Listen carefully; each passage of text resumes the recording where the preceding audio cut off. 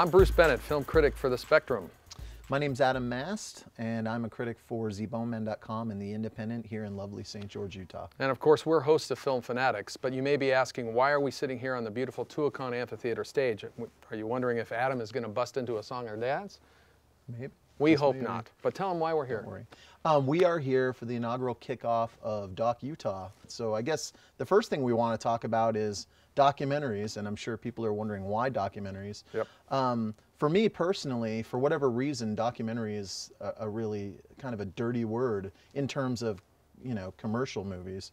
For whatever reason, people don't want to go. And Michael Moore is one of the few filmmakers who's actually had commercial success, but it's strange. It even happens to me. I'll be talking to a friend and I'll say, hey, you want to go see The Cove? And they're like, what's that? And I'll tell them it's this really amazing thriller about dolphins being slaughtered in Japan, and they're like all for it. And when I tell them it's a documentary, they're kind of like, well, you know, I don't want to see that. Let's go see A lot of people rather Transformers instead. Or they want to be entertained as opposed to educated. Right, and that's the thing. You can be. Yeah, a documentary can entertain and enlighten just as strongly as a narrative film. And we're hoping that Doc Utah is maybe going to set the stage for that. There's no better opportunity to become convinced of the power of documentaries than Doc Utah. They're going to be showing 136 different films from 37 different countries. They'll actually have 40 student-produced documentaries, which is exciting. And for those of you who are interested in learning a little bit behind the scenes about how to make a film, how to produce a documentary, there's going to be seminars and workshops geared specifically towards those types of topics. Yeah, aren't you doing a seminar over there? I should, on how to be a great film Well, critic. I'll be sure to attend so you can teach me. You need to attend. That'd be amazing. I'll be there. Why don't you tell us a little bit about the details about when everything starts? The festival begins Thursday, September 16th, and it kicks off with a really amazing documentary called Forgiveness, which is slated to air on PBS later this year. It's actually a 4-hour piece. They're going to break it up into 2 pieces. The first half will be shown here, and it's sort of a dissertation on forgiveness in the political and personal realm, and it's actually going to be screening here at this lovely venue. I don't know if anyone out there has been here, but it's gorgeous, and they're going to be doing a lot of outdoor films, and Southern Utah is the perfect spot for that. So I think there's going to be some really, really amazing stuff. So that's the first date to remember, Thursday, September 16th, 7 o'clock right here at Tuacahn. There'll be an opening gala, but they will be showing films throughout a variety of theaters for the following week, right? Yeah, there's venues in Kanab, Angels Landing. Here in St. George, we've got the Electric Theater, we've got West States, the O.C. Tanner Amphitheater up there in Springdale. So really amazing venues. They really are going out all guns blazing. They're starting out big, and I think that's really smart. I mean, after all, Sundance didn't start off as this great big thing. It was this small little thing, and it grew and it grew and it grew. And I think Phil Tuckett and the creative team at Doc Utah, that's kind of what they're going for. But, you know, this is the first year, and it really is about the movies, and there really is some amazing stuff playing. Awesome. And when we come back, Adam and I are going to talk about several of our favorite documentaries. Welcome back to Film Fanatics. Again, I'm Adam Mast, and this handsome gentleman next to me is Bruce Bennett. Thank you. No problem. I give credit where credit is due.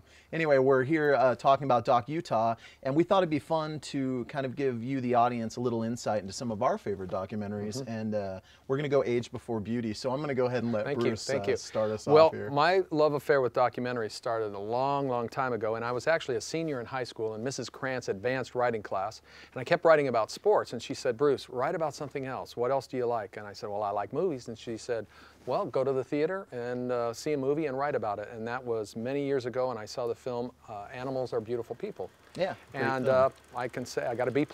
So that's where it all started out. And who knew that many years later I'd be writing film essays. I got to ask, let me stop you. Can you clarify, can you tell us what year that was, please? What year? I refuse. But you were probably not born yet, Adam. Probably not. Okay. Well, tell us about a couple of documentaries. You know, I have so many favorite films. I think arguably the best documentarian out there working today is Errol Morris, and he's made several films. And when we were like prepping this show, the movie that kept popping into my head is a film from over 20 years ago. It's called Thin Blue Line. Yeah, I remember that. And it's a film in which Errol Morris was really interested in this case in Dallas, Texas. This gentleman was convicted of murder, and Errol Morris was fascinated, so he started interviewing the guy, and it was purely objective, and then it became this big thing, and Errol Morris ended up really believing the guy. So he started following him around, he started doing some digging, and as a result of this film, the case was reopened, and subsequently, the gentleman that was involved in the murder case was actually innocent. Well, you were a pretty young so guy. That's how powerful a documentary can be. Why did that affect you so powerfully? You were pretty young I've loved movies ever since I was a little kid. Doesn't matter what kind. I'm just drawn to good movies, and it was compelling. I mean, it was better than a lot of dramas that came out that year. You know, a couple of our heroes, anyone who loves film is a big fan of Siskel and Ebert, and they raved about it. And at the time, you know, documentaries, there was nothing. You couldn't find anything out there. And I don't even think I saw it in a theater. I think I actually had to wait for video. I remember being really excited about seeing it. But yeah, it's an amazing film. And now documentaries are some of my favorite movies. Absolutely. A couple of years ago, a documentary came out called Young at Heart. And you probably remember this one, Adam. Great movie. Where a guy takes a bunch of octogenarians and teaches them how to sing and perform rock and roll. In layman's terms, senior citizens. Yeah, well, or people over 80. And it was life-affirming and inspiring at the same time. Yeah, it was a great movie, totally uplifting. I absolutely loved it. Another musical-based documentary that we both really liked, and I'm not going to play the bias card because I'm from Utah. I don't care where you're from. New York Doll, Greg Whiteley's film about Arthur Killer Kane. He was a bassist for a 70s band, and he sort of disappeared into obscurity for several years, and then turned up, he became a devout member of the Mormon Church. But you know, I'm not LDS, that's totally irrelevant, but the only reason I bring it up is I don't think you need to belong to any one church to appreciate what the power of that movie. And where the movie goes, it's serendipitous.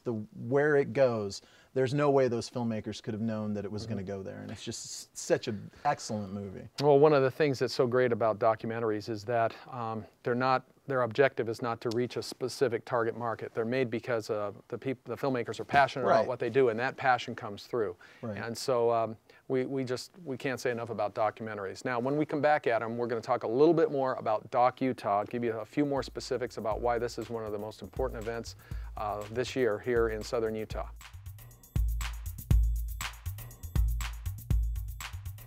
Welcome back to Film Fanatics, and we're talking about Doc Utah. First of its kind international film festival right here in southern Utah. And we should mention a very unique aspect of Doc Utah, Adam, is that it's a collaboration with Dixie State College. So in addition to all the great films and all the great filmmakers, we want to give thanks to Dixie State College for all their support. But talk a little bit about Doc Utah, some more of the specifics. You know, there's a lot of great films. We talked a little bit about Forgiveness, which is the opening night film.